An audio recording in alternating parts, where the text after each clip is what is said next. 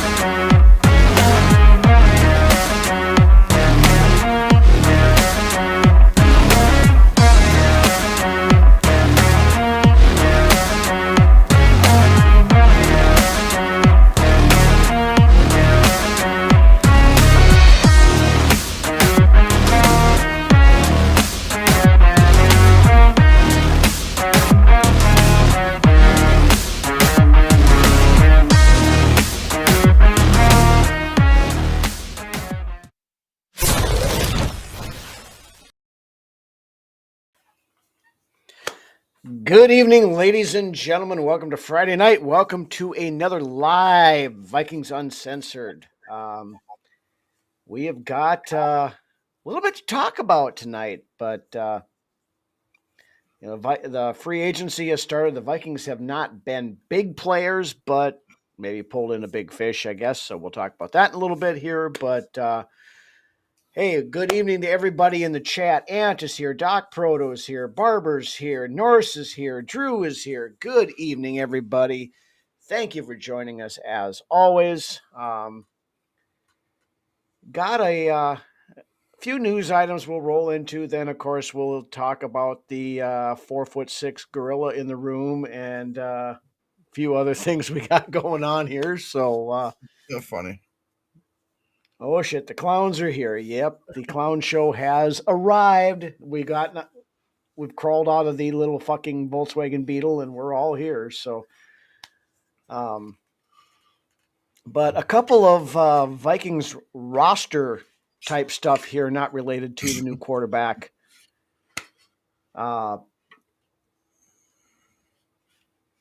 Jonathan Allen signed a deal with Cincinnati for 2 years or $26 million. Let's just stop for a minute and say a extremely big, good evening, Dave. Big thank you to the Cincinnati Bengals because by signing that contract, right, they effectively canceled out all of the dead money we owed Jonathan Allen. Yeah, they did us a solid there. It won't show up on this year's cap, I believe, but we will get a cap credit next year. And also, shout out to the Green Bay Packers as well. Yeah. Because they signed Javon Hargrave to a 2-year, $23 million. That will give us $4 million there. So effectively, thanks to the Cincinnati Bengals and the Green Bay Packers, all of the dead money that we owed Jonathan Allen and Javon Hargrave has been wiped out. That's fantastic. Fantastic. Yeah. Hey, Toonses is here tonight even. Good evening, Toonses. Welcome back into the show. But yeah, that, usually there's that offset language. Okay, we're going to sign this guy to, like we did with Kyler Murray, we're going to sign you to the league minimum so you still get all of your money from your previous team. But apparently the Packers and Bengals thought they wanted those guys badly enough to where they were okay. Right. Paying them the kind of money that it was to clear that out. So, I mean, It doesn't help us out much for this year, but it will help us out next year. So that's a good thing.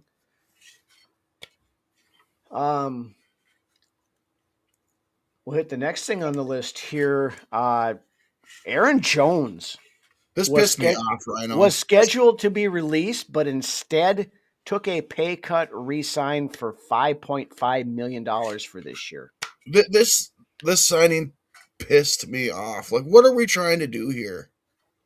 What are we trying to do here? I mean, we wait until the last minute to go and free up cap space when every other team in the league has already done that.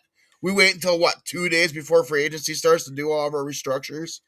I mean, why does it feel like in the last 5 years we've always been 2 steps behind everybody else when it comes to anything? Well, I mean, both with the Hawkinson and Aaron Jones things, honestly, we're still paying roughly the same amount of money as we would have if they wouldn't have been on the roster anymore. So it's kind of a wash, other than the fact that I'm okay with bringing back Hawkinson, and I have no ill will towards Aaron Jones. No, I like Aaron Jones. Aaron Jones is let's get that out there right now. He's a great dude. I don't want to say anything different. And great dude, great locker room guy. This team needs fresh fucking legs. Yeah, which is part of the reason why he's a KOC guy, and that's why he's back. Yeah, enough of this buddy fucking bullshit. Yeah, I mean, we don't owe anybody any fucking favors. No, we don't. Now, the only thing I can say is, I guess if Aaron Jones is your third down back and is in there for passing situations and stuff like that, I'm okay with that. But if it precludes you from drafting a running back, whether it be a Jadarian Price or whether it be... That's going to piss me off if that's the case. A Jonah Coleman or whoever it might be, and you think you're going to go into 2026 with your top two running backs being Jordan Mason and Aaron Jones, then I have a fucking problem with it. Exactly, Barber. Exactly. They need to get over this whole buddy fucking bullshit nonsense. We don't owe anybody anything. Kevin O'Connell thinks he needs to fucking be It's the KOC Kumbaya Club. You got to have the guys in there that, they're buddies and this, that, and everything else. And like I said, I don't have any. I'm not out to get Aaron Jones. I have no issue with Aaron Jones. It's just it's time when it's time to move on. Damn it, it's time to move the fuck on. Yeah. No, I think Aaron Jones found out that he wasn't going to get anywhere close to what he was supposed. No, it was either here or he has to hang him up. Most likely, I'm guessing. Yeah, but when you got a guy like Jordan Mason who outperformed Aaron Jones last season, in my opinion, you can go out and you can draft a guy to sit behind Jordan Mason while Jordan Mason takes the bulk of the carries. You don't have to go out and get Aaron Jones again. We still need a guy that can hit the home run. Neither one of the guys we have can hit a home run. No. And to Drew's point here, Jadarian Price, I love Jadarian Price. Yeah, that's the guy because we have no shot. No, we have no shot at Jeremiah Love unless we trade up for him. Right. But Jadarian Price was my RB2 this year, and I love me some Jadarian Price. I mean, he'd have been running back one on pretty much every other team in the FBS, but he was behind Jeremiah Love at Notre Dame. See, I like Price too, but I like me some Emmett Johnson as well. I do like Emmett Johnson. I like Jonah Coleman. There's a group of running backs. There are some good running backs, but I think Price is definitely RB2 in this class. Exactly. Angel dust. I agree with all this. When I seen that Jones had gotten re-signed, I was just beside myself. And it's like I told Rhino before the show. I wish we could have had a show that day because I was irate. And now that it's had a few days I've kind of settled down. I feel a little bit differently, but still, I had to go buy a new fire extinguisher to spray my phone because my messenger was on that much fire from Brunswick. I was pissed. I'm still pissed, but. Like you said, Rhino, I hope it doesn't preclude us from taking somebody in the draft. If that's the case, I'm going to be really fucking angry. If it does, I'm going to be very irate about it. Because we need somebody who can fucking. I mean, You can't just keep running it back. You can't just keep running it back but- year after fucking year. Jordan Mason is he's more of that power back. He's that guy that's going to get you 5-10 yards a crack and good in the goal in the red zone area. Aaron Jones can maybe get you 10 to 15 yards on a good run. Neither one of them has that gear that once they hit the second level that they can Or kick the it open in field and take to it take it the rest 60 of the way. yards. Right. They don't have that extra gear. Once they hit No. that open part of the field, they take it all the way because somebody's catching them from behind. Right. We saw that last year. I think Aaron Jones did hit one long one, and he got 3/4 the way down the field, got caught, and that was the end of it. And he can't stay healthy. He says he's been here. He has not proved that he can stay healthy for our entire fucking season. No, now, I mean, I give the guy credit. He's tougher than nails. He fucking plays through a lot of shit. It's not but when you're a running back and you're injured and you're out there, you're not really helping your team all that much. So I do hope they take a running back in this draft. I hope they take one fairly early because it's not a super deep running back class. There's probably 4 or 5 guys in this class total that I would deem worthy to potentially be in that mix as an RB1. Thank you, Drew. Yes. Yeah. Well, that's what it fucking seems like. That's why I'm so. That's it was, and like I said, it's he's a KOC guy. KOC loves him, and I would have liked to have taken a swing at Dowdle. It is an insurance policy. I will give them that because they were in on Travis Etienne, but I am glad they didn't pay what New Orleans paid to get Etienne. Because, I mean, you guys all know, anybody who's watched this show in the last 5+ years, you know my theory on giving big second contracts to running backs, and that's what Etienne got. And I mean, he's got a lot of miles on the tires. Oh, we got people just raging in the comment section right now to get to the big. We'll get to it in just a minute. We got a few other things to talk about first. So we got to build up the crescendo and get all this other stuff. Here's the next one. Since we're talking about old players that we need to move on from, the Vikings did procedurally cut. And I would have loved Dowdle, but continue, Ryan. Rico Dowdle, yeah. Rashad White. No, but I would have rather had Rico. Yeah, Rashad White on a cheap contract. I've never been a White guy. I've never really cared. He's a running back. No, I mean, he's okay, but he doesn't really move the needle to what we need. No, not for me. He's another one of those guys that can get you 10, 15 yards, and he's good out of the backfield. But he's not that Dalvin Cook, Adrian Peterson guy kind of that once he hits that second level, puts it into overdrive and fucking just shoots off down the field. DOD. Howdy, welcome to the show. Good evening. Thank you for joining us. But the other one, since we're speaking about old players that probably needs to move on, the Vikings did procedurally cut Harrison Smith this week to basically void out the rest of his contract, but they are leaving the door open that if he wants to come back and play again, that he can come back and play again. I love Harrison Smith. I mean, I think he's as good as gone. Over there, that way. No, that way. Where's the weight room? Where's the weight room? Where's the weight room? Where's the weight room? Is it over there? It is over there. No, it is over there. Back there. No, over there. Yeah, that way. But Harrison Smith has been my favorite player on this team ever since he got drafted. I love me some Harrison Smith. But for fuck's sake, Harrison, it's time to hang it up. It's time to get some fresh legs in that safety room as well. And to Ant, yes, this is one thing Ant and I agree on. Dylan Thieneman is my draft crush. This is the guy I want. I don't care where you take him. I want this guy. This might be one of the few years where we both have the same draft crush because my draft crush is also Thieneman. I mean, he's outstanding. The fastest safety at the fucking combine. He has a lot of Harrison Smith in him, I think, and I think he would slide right in there and be a perfect replacement. It's not a tumor It's monosphus. not a tumor. But yeah, Thieneman can. I think he's a day one starter. Yeah, Day one starter, hands and down, he's a day easily. one, and after his combine performance, he's a day one pick too. And the thing is he can play all. He's just, to me, he's a Harrison Smith fucking clone rhino. Yeah, You can I play think him he is all really. over the field, in the box, up high. I mean, and he's a ball hawk. He's a ball hawking safety. Mm-hmm. And that's what we need. And you know, I do like McNeil Warren.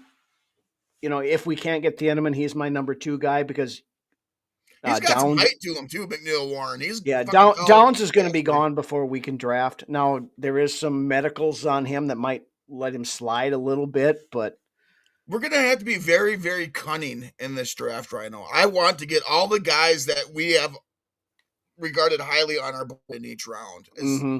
We need to go in and nail this draft. This draft is huge for us. Yep. Shit. Hold on. You just dropped it like it was hot. I dropped it like it was hot. I'm not worthy to lift the Mjolnir anymore. But right. Couple other things though, news wise. Both tape. I like his Purdue tape and his Oregon tape. I think both look great.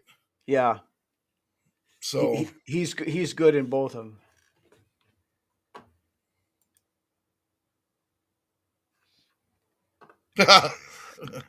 Yeah, you're not wrong there, Drew. I mean, there are other players at 18 that I really do like, but I honestly envision us trading down at 18. I could see that very well being the case. And like I said, we need to be very cunning this year when it comes to making our picks. Yeah. No, unfortunately, there's a lot of.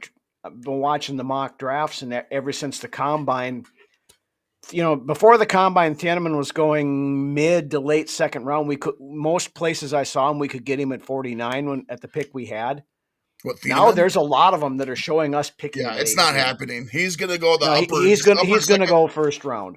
Yeah, right where Harrison Smith went, right around that area. I think Harry was, what did we pick him? He was a first rounder, close to the end. He was a first round, but he was like at the very end of the first round. Spielman jumped back up into the first to get Harrison Smith. Yeah, it was like 31, 32, somewhere in there. He jumped back up to get him. So, I mean, which is a possibility too, I suppose. But other free agency, you know, the Vikings did so much in free agency this week that we got. This is what really pisses me off, because you open up all this space and salary cap for what? For what? To go out and get James Pierre? For fuck's sake, Rhino. Yeah, which, I mean, is a sneaky good signing. It is. It's a solid signing. I like it. It allows you what was it? 2 years, $8 million. We paying the guy like $4 million a year to, and you know, the thing of it is, you know, our new DB's coach, Gerald Alexander, came from Pittsburgh, as you know, so he knows Pierre quite well. Plus, Flores knows him from the time because he was there when Flores was in Pittsburgh there before he came to Minnesota. Yeah. See, with this, and I it's almost to the point where I see Grenard sticking around unless we ship him off somehow. I still think that the Eagles thing happens. I think the Vikings are trying to get the Eagles' first round pick for him, and I think Howie Roseman is dragging his feet on it. I mean, if you can get the Eagles' first round pick for Jonathan Grenard, plus with the 18th pick we already have, you're golden there. Then you can pick up a defensive tackle, and you can still get, you know, if you want Thieneman or whoever you want at that other second spot in the first round. I mean, that is basically dream scenario for that. Yeah, I seen that too. I know exactly what you're looking at, Rubes. Is there any Xanax left in the prize vault? No. No, we don't have any Xanax left in the prize. Speaking of prize vault, we'll have something to talk about there in a little while here too. But don't let me forget that before the end of the show. End of the show, yeah. Otherwise, Ryan Wright Viking punter no more Yeah, signed a 4-year, $14 million contract that's with a the hell of a Saints. contract for a punter, to be honest with you. Yeah, I mean, I know he's your boy, but Yeah, I love me I'm some. not paying you know, $3+ million a year for a fucking punter. Right, they're pretty. You can go out and find another guy. Yeah. So best of luck to Wright. I mean, he played college down there and stuff, so he's kind of going back home again. But then the other one that of consequence, I guess, Jalen Naylor signs a 3-year, $35 million contract with the Raiders, effectively now becoming the Raiders' #1 wide receiver. Naylor. Yeah. Yeah, wow. They're going to be quietly disappointed if that's the case. He's not. I don't believe he's #1 material, but On the Raiders, he probably is. well, I mean, yeah, if he's on a whatever. Yeah. No, Um, I I I did hear that Kirk O'Chains is supposed to be meeting with the Raiders sometime in the near future.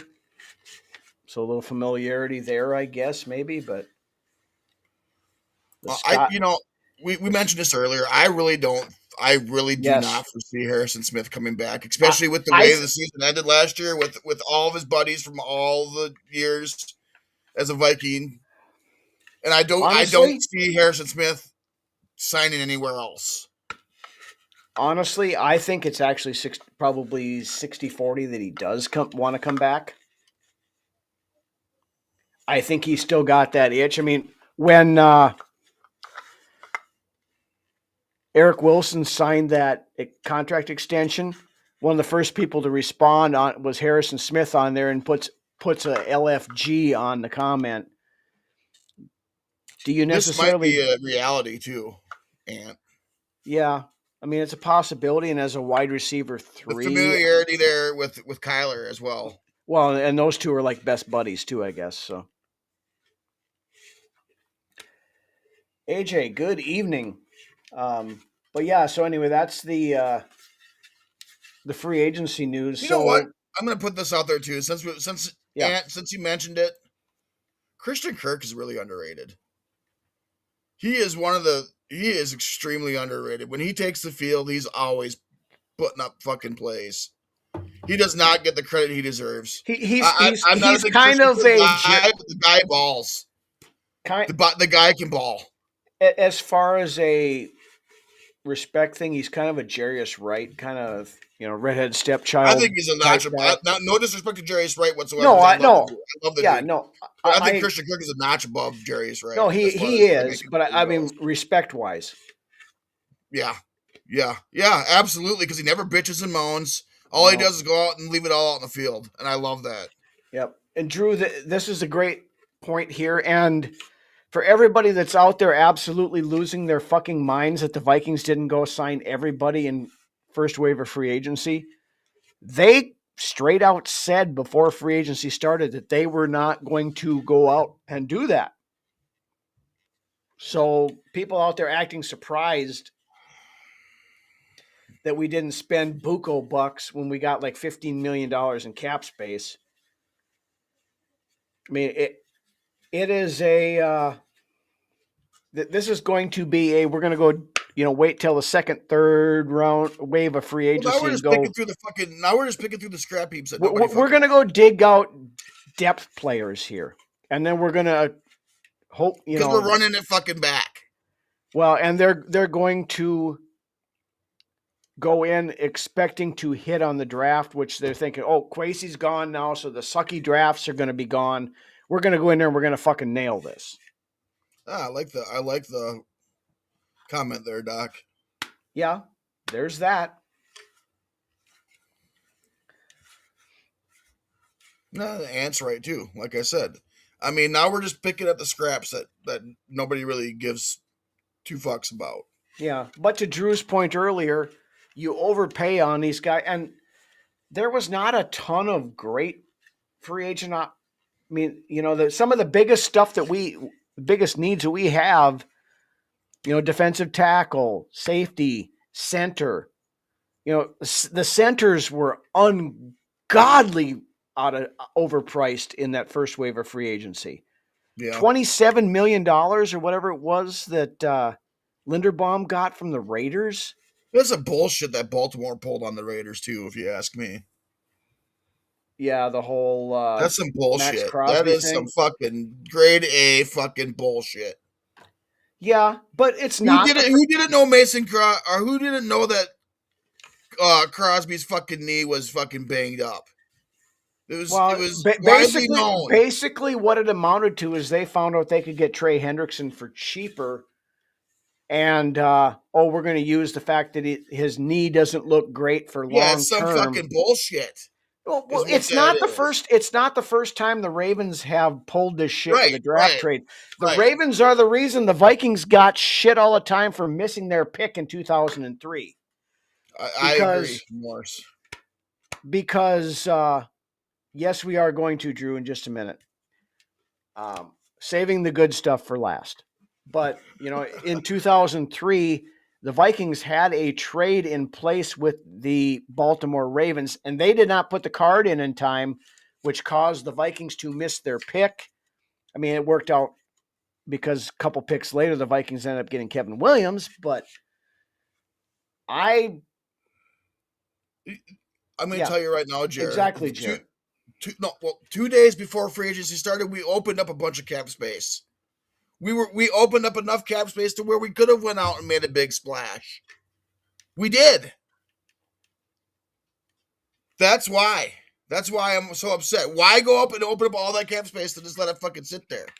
Well, we didn't open up all that cap space because we were $50 million over to start with. So, I mean, we opened up enough to be able to do a few things, but... And we haven't done nothing. No, we haven't, but we kind of knew this was going to be the case. And I know, I know there's a lot of people pissed off, you included. I understand it because, I mean, I still fully believe that Brzezinski was put in this position by the Wilfs to go fix the fucking books.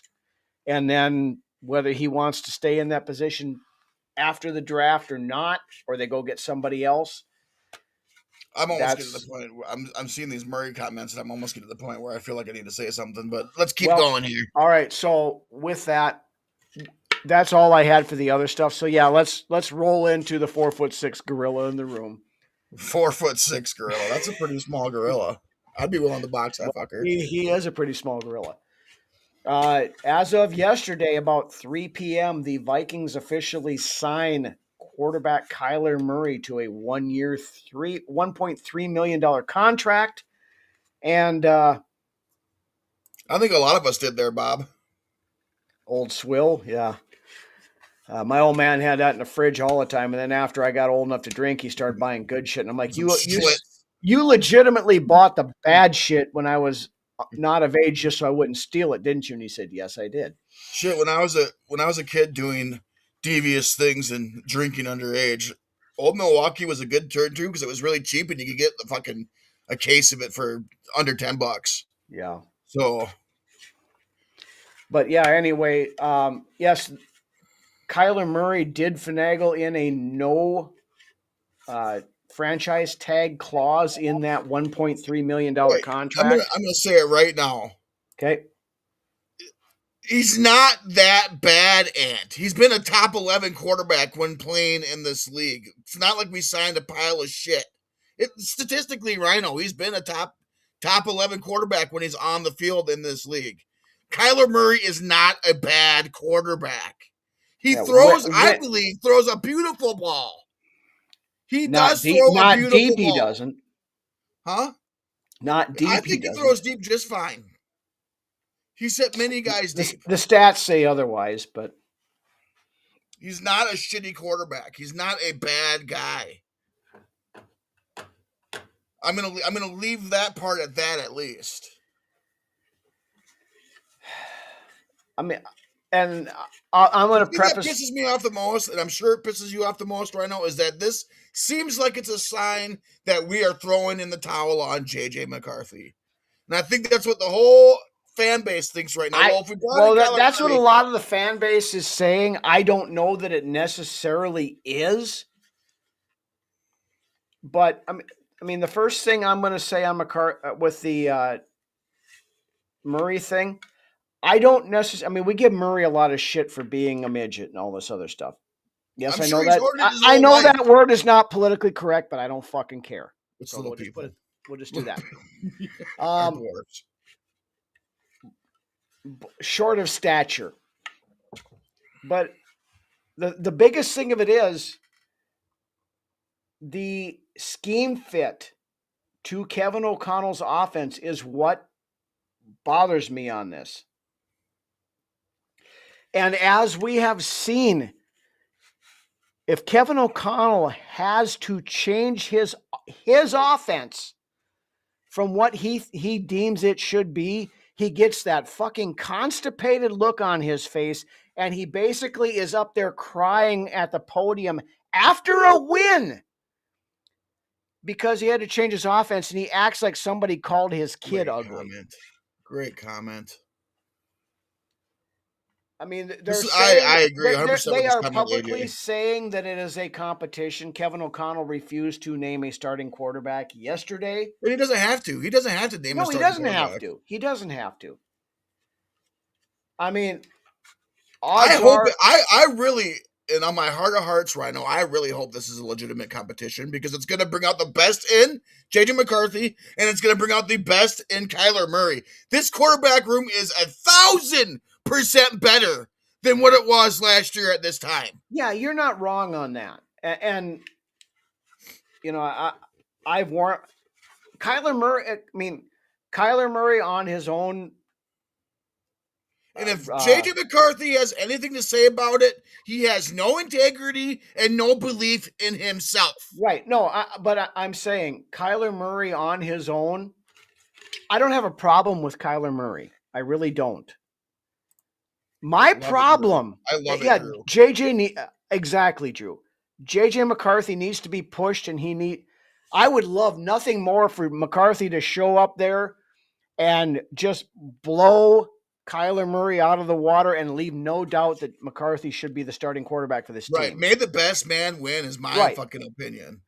But my biggest concern, and I had a conversation with somebody on Twitter today about this, is that, you know, assuming Kyler Murray wins the starting job and he is your starting quarterback, will Kevin O'Connell alter his offense to take advantage of the strengths of Kyler Murray, which are playing out of the shotgun, going off script, rollouts, all this other stuff?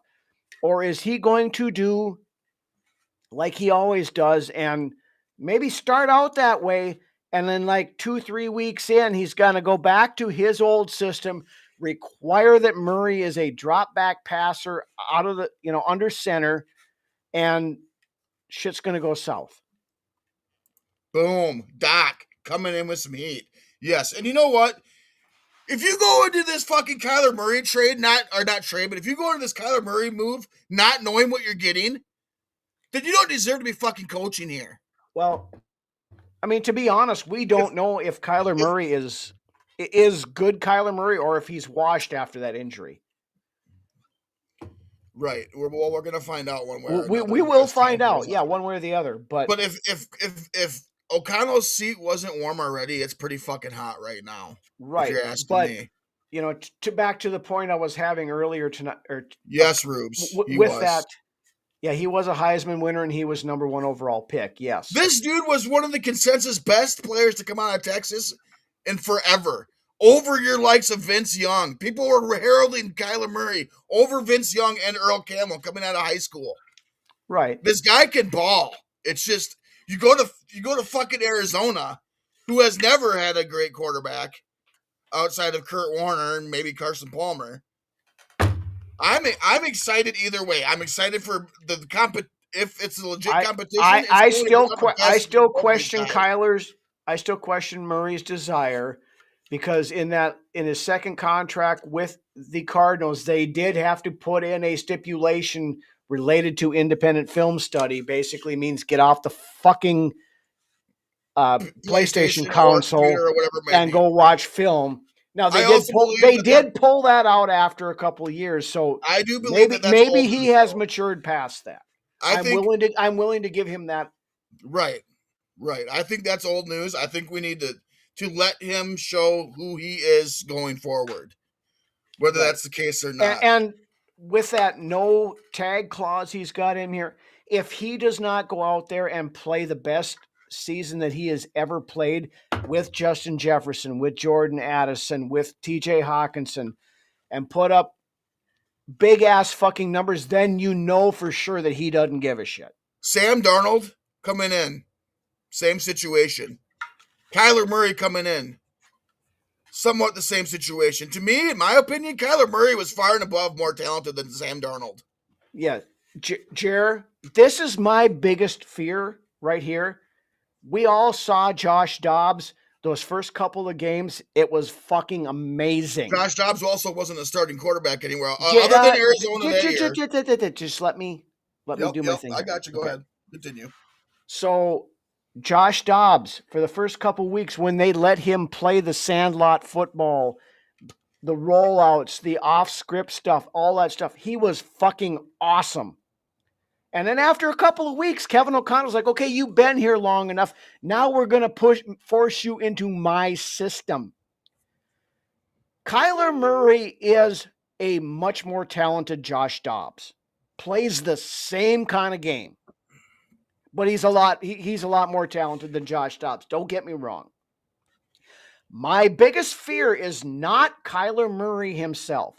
My biggest fear is that Kevin O'Connell's ego is going to try to force Kyler Murray into Kevin O'Connell's vision of what his offense is supposed to be. You know what's going to happen if he does that? Kevin O'Connell's not going to have a job. Right. And that goes back to the conversation I was having earlier today. The guy said he's got to put his ego aside and do that or he's going to get fired. This would not be the first time that ego got a head coach fired. Hell, it wouldn't even be the first time for this organization that ego got a head coach fired. And until Kevin O'Connell shows that he's willing to alter his game plan to take advantage of the strengths of the guys that he's got out there, I'm concerned that it's not going to work. The thing is, though, is Josh Dobbs is not Kyler Murray. Their play style. Kyler Murray is a much better version of Josh Dobbs. Their play style is similar, but Josh Dobbs is not Kyler Murray. Ruby, I would not discount this. And we talked about this. Even if he wasn't promised this, I think he could probably read the tea leaves and say that, hey, you know, the Wolves really like what I do here. And if Kevin O'Connell pisses down his leg and gets fired in week 4, 10, 12, whatever it is. Yeah, you're absolutely right there, Doc. Quarterback whisperer, sign Sam Howell. Yeah. Quarterback whisperer, let Sam Darnold walk. See, that's the thing, though, right here is if Murray comes back and replicates what Darnold did or better, you're not letting Murray walk out. You're not letting Murray walk out. Then it is the end of McCarthy here, yes. Because, I mean, if you go out and win 13 games with Kyler Murray, yeah, you're going to sign him to a large. And then you know what happens? McCarthy gets shipped to L.A., to the real quarterback whisperer in this league. And then goes out and dominates every other team in the entire league after that. Right. And that's just the basis of being a Vikings fan. Right. Yeah, he goes out to LA, Stafford retires after another year, JJ McCarthy becomes a starter and they win the fucking Super Bowl. Right. And that's just the world we live in as Vikings fans. Right. Yes, Drew, I would love to fucking stop with the quarterback whisperer bullshit because right. Especially after this past season. Yeah. Is he a quarterback whisperer for veteran quarterbacks? Maybe. Can he develop a young quarterback? Last year says no, he fucking can't. Right. And the thing is when he does put his ego to the side in those situations, the best of the team comes out. Right. But then after that happens, like he changed the offense for Carson Wentz against Cleveland when we were over in Europe, and in that post-game press conference, he was almost in fucking tears. Right. Having to run the ball 35 times that game. Right. And when he had to change the stuff for J.J. McCarthy, he bitched about it the entire second half of the fucking season. See, the best coaches, the greatest coaches in this league are the ones that are open to evolving along with the process. At the end of the day, nobody is going to fucking care if you had to change your offense as long as your team won the game. Right. It doesn't matter if you had to run the ball 65 times or you had Take to throw the ball every 65 situation times. given to you. Take advantage of every situation that appears in front of you. Yes. No matter if you have to run it or pass it. You look at what Brian Flores said when they hired him. When they asked him, are you going to run a 3-4 or a 4-3? He said, I don't know. Who are we playing next week? I love that. I loved it. And he lives by that. Yeah. He lives by that. It is. And Kevin O'Connell's like, it doesn't matter who we're playing next week. This is what we are going to call. It doesn't matter if they have the perfect defense to. I love this comment. No, continue. Yeah, I'm just saying. I don't know that he would have been a star, but I think he would have been. Inevitable. It was inevitable that Josh Dobbs would have came back down to earth at some point. I think inevitable. I think if you let Josh Dobbs play Josh Dobbs' game, he would have played the rest of that season as the starter. Would he have been fantastic? Probably not, but he'd have been at least a 500 quarterback.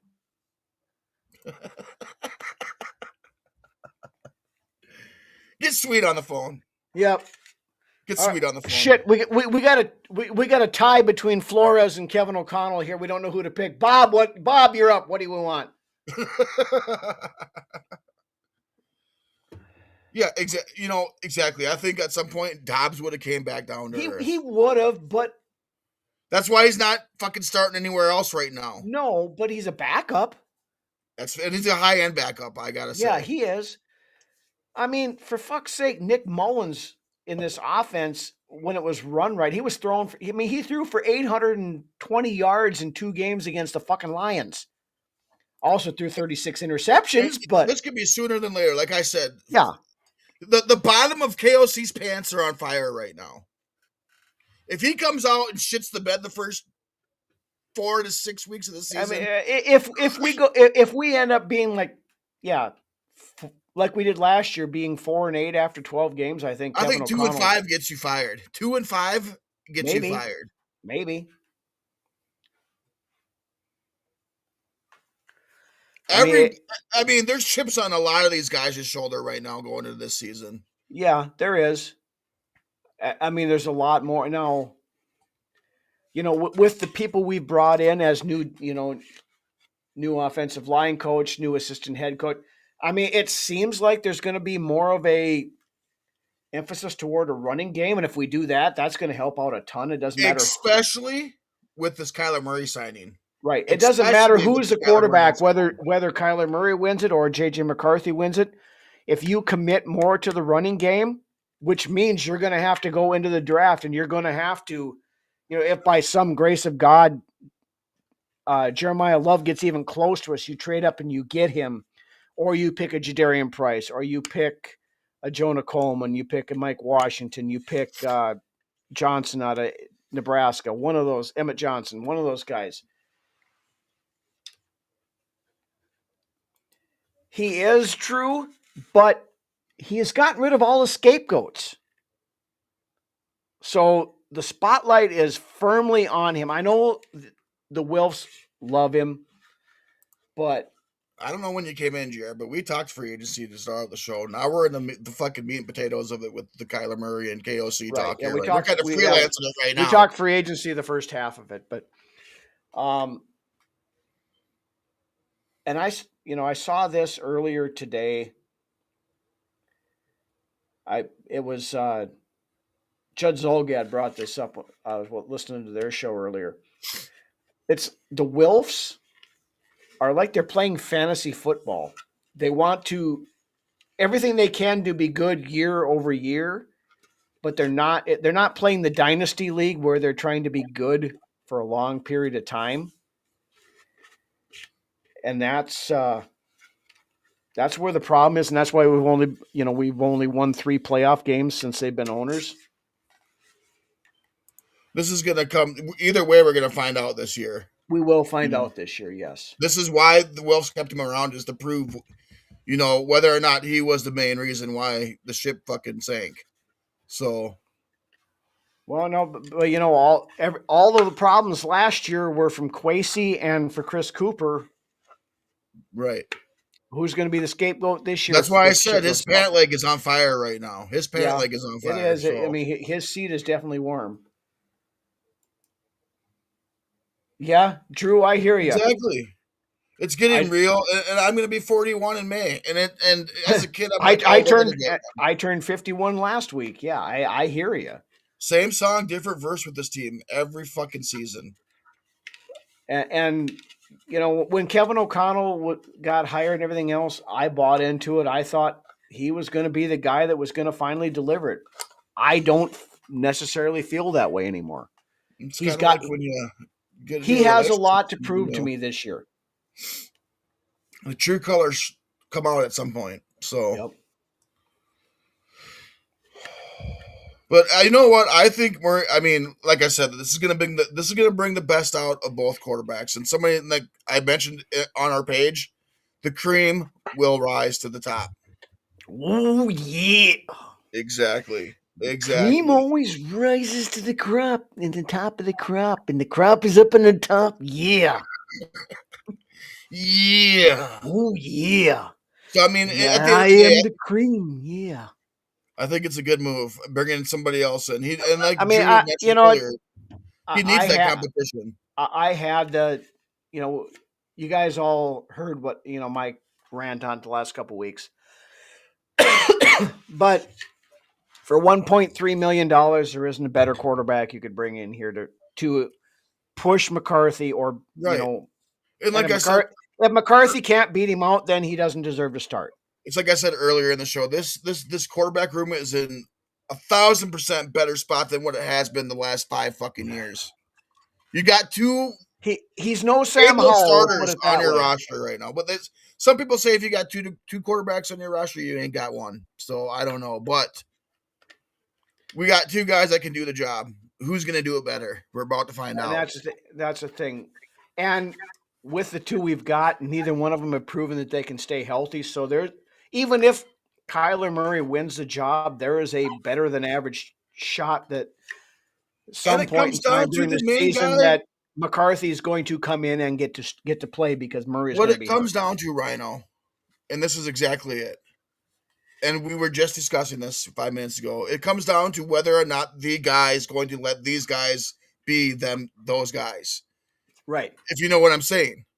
Yep. No, Is Kevin O'Connell going to allow McCarthy and Kyler Murray, who have to varying degrees a very similar play style, be Kyler Murray and JJ McCarthy? Or is he going to want them to be a robot? It comes down to KOC at the end of the day. Yep.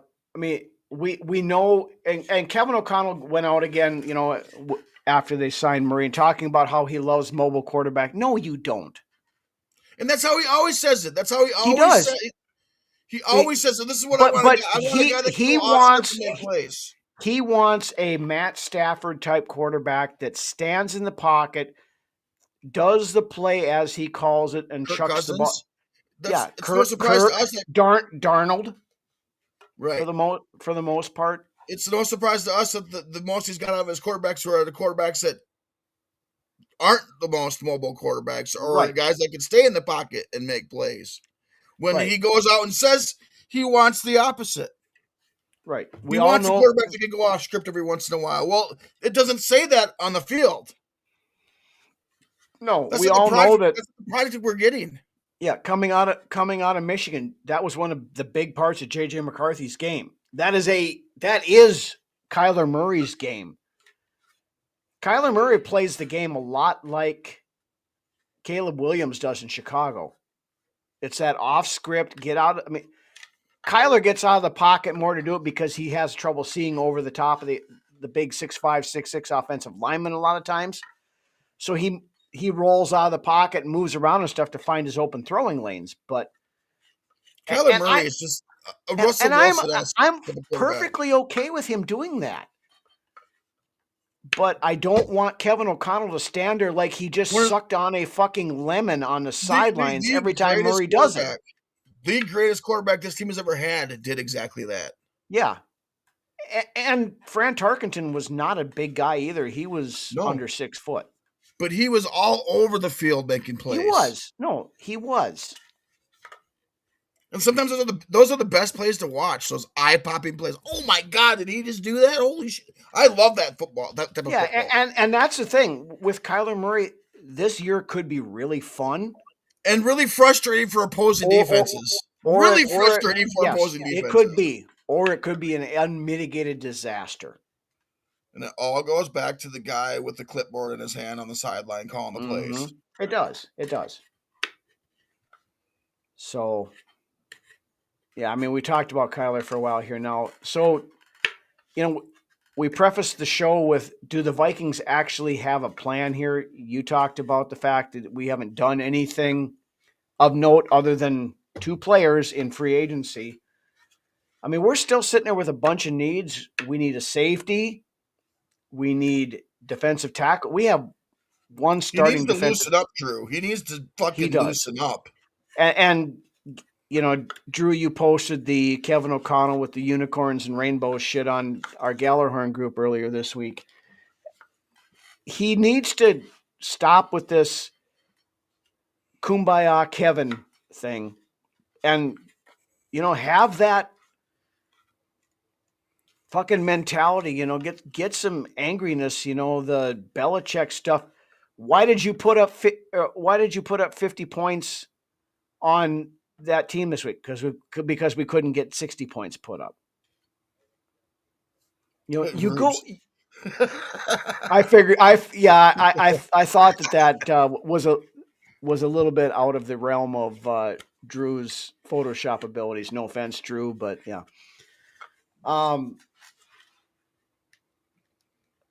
Just as Murray and McCarthy should bring the best out of each other, we need to see the best. If KOC wants to keep his job, we need to see the best out of him. Yes, we better fucking see the best out of him. Yeah, and that's the thing. I mean, they need to be able to. They need to make a lot of adjustments. I'm not concerned on the defensive side of things. I mean, we'll get some guys in, draft or whatever. Well, Flores is going to take care of business on the defense. I have full confidence in Flores. I do not have full confidence in Kevin O'Connell. Exactly. McVay is fucking. You're 100% correct on there, Drew.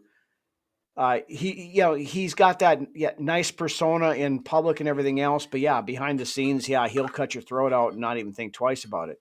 Right. Kevin O'Connell gets a paper cut and cries for 3 hours. I mean, he needs that killer mentality. He does. And, for the fact of him coming from the McVay offense and not wanting to be one of those guys that isn't successful in it. I mean, I don't know, but I fully expect the Vikings to have a good year this year because under Kevin O'Connell, we've done that. We had a good year. Then we go back. We have a shitty year, so we get an easier schedule. Then we have a good year. It's been every other year since the beginning of Zimmer's tenure here. And the thing of it is, again, if O'Connell doesn't win a playoff game this year, I think he's going to be gone. Right. He should be gone. This is year 6, and with no playoff wins, no, get him the fuck out of here. But yes, to Jared's point earlier, we didn't try to make this an entire hate on Kevin O'Connell session, but. No, but we are spitting straight facts, so I'm not going to say that we're sitting here saying that we're not. Right. He needs to get his shit together and get this team where it needs to be. Mm-hmm. Root beer all the way. Root beer all the way. Yeah. Barks, by the way, is my favorite root beer. I would go with root beer too, but I don't drink soda anymore. But when I did, root beer over cream soda, yes, too. But No, you're Bob Swede, not Bob Ross, but okay. It's a happy little happy little accident either way. Yeah. Happy trees, happy Yeah, trees. so we'll put a little happy little tree over here in the corner, and Root beer and pizza. That goes hand in hand for me. well, I yeah, think. root beer. You can't go wrong with a good root beer float though either. So, Right. all right, so I think we've yeah, about hit that. I think we've hit the moment where I think everybody's about ready to wind down. yep. So before we forget here, we are going to Prize have a ball. little contest here coming up. With a big thanks to one of our followers and friends of the show, GMAC, has supplied us with some swag for a contest. We got some hats, we got a couple of jerseys, we got some other stuff here. I don't have it with me, but I will show it next week. But what we are going to do is we're going to do a draft contest. So what I want all of you guys to do that want to participate is I want you to comment on either the YouTube version of of the shows or on the Facebook version who you think the Vikings' first two picks are going to be, and as a tiebreaker, put what position you think they're going to be picked in. So if you think it's going to be Caleb Banks at pick 18, put it there. If you think it's going to be Dylan Thieneman at pick 24, put that in there. And the person who gets closest will have the first prize, will have the choice of what we have. Second prize will get the other part of it. But we're going to do that. And so you guys, if you want to join in, start thinking about it. We will take your submissions up until the draft. And once that Thursday rolls around, all the stuff is closed. But we will do that, and we'll keep track of everything, and then we will announce the winner, of course, after the draft. So we'll go from that, and we got some good swag. And again, big thank you to GMAC for supplying the stuff for this. And hey, we're going to do it. We'll go from there, and we'll see what happens. But keep that in mind. The only ways to enter, though, is to comment either on the Facebook comment section of our shows or the YouTube comment section of the shows. And then we'll go back, we'll pick everybody, and we'll go from there. So keep that in mind. With that being said, Rhino, I know in the last few weeks we've been covering the lead up to free agency and free agency. Next week we will start to nail the draft a little bit more. I know Drew's been asking quite a bit off camera about when we're going to start talking draft. Well, next week we're really going to start nailing the draft down and start talking draft. Yeah, we'll start our draft. Start the draft stuff next week. Now, just as a little heads up, the show stuff will be. We got a couple more weeks. Then Brunswick is going to be off for a couple weeks. I'm going to Tijuana. And then in late April, I'm going to be off for a couple of weeks. So we'll see. We'll kind of figure out the show stuff as we go along.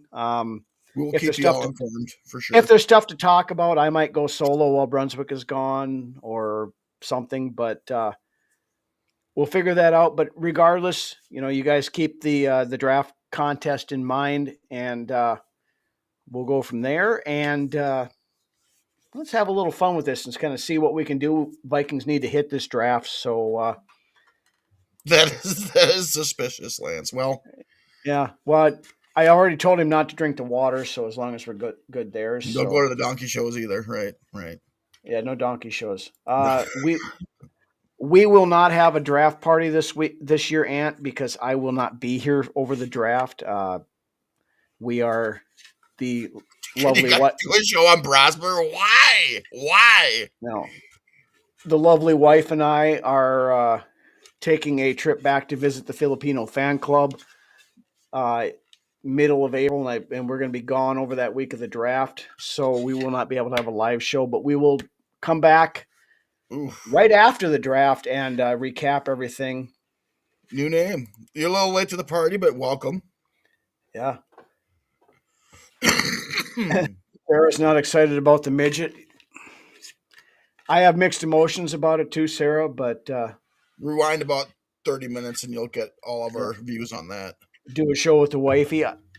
I would do that, but the internet connections in the Philippines is saying that the internet over there is ass would be not doing it justice for how bad it is.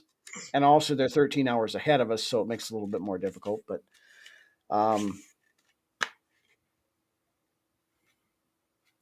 we'll figure it out as we go along here. We'll have shows here for another couple weeks before Lance goes on vacation, and then it's going to be. I love these. Like, I already put it up already, but I love these like out of nowhere comments that Bob throws in there. Bob just comes out of left field. And, wasn't he like a couple of weeks ago? Do you guys know anybody from Manitoba or something like that? Something about Canada? Yeah. I'm like, where the fuck? He does the macho man thing, comes with the elbow off the top rope, you know.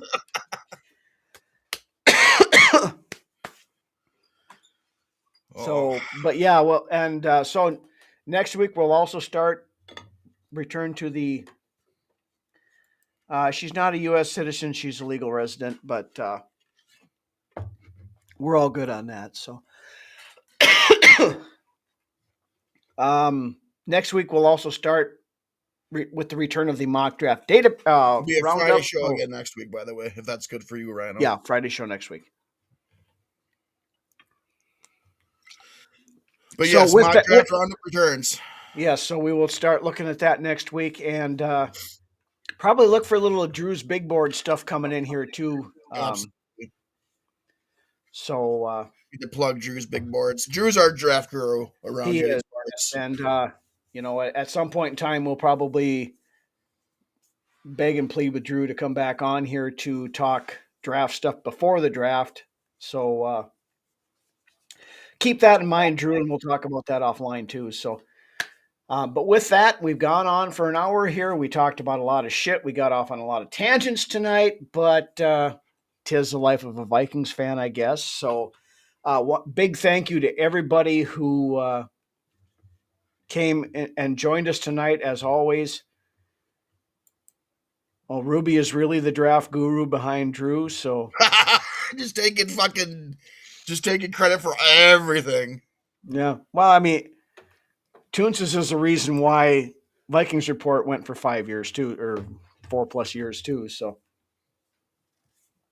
what am I? OKC Vikings fan. What am I drinking? I am drinking a Shiner peach tonight. Peach wheat seasonal. Water. I had water, some aqua.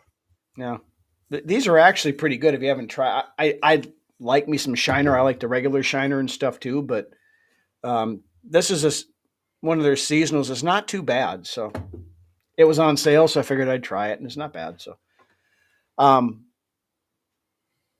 but with that, again, thank you guys for joining as always. Always great conversations. You guys bring the comments. You guys bring the discussion. We love that. That's why we do these live shows. We couldn't do this without you. So with that, thank you guys very much. We'll see you next week, Friday again. And with that, why don't you take us out of here, Brunswick?